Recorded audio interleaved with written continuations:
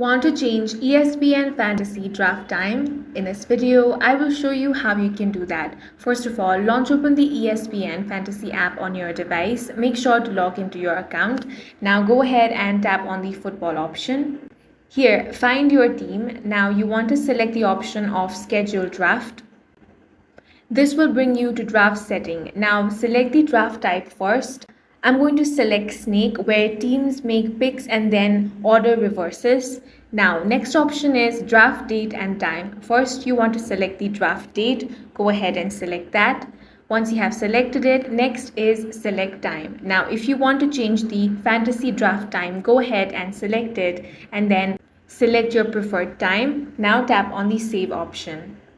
Now in the future, if you want to change your draft time, you need to do that before the scheduled time. Simply head over to draft settings. Then go ahead and change the date, or you can also change the time and then tap on the save option. That's all for this video. If you found it useful, make sure to hit the like button and subscribe for more videos like this.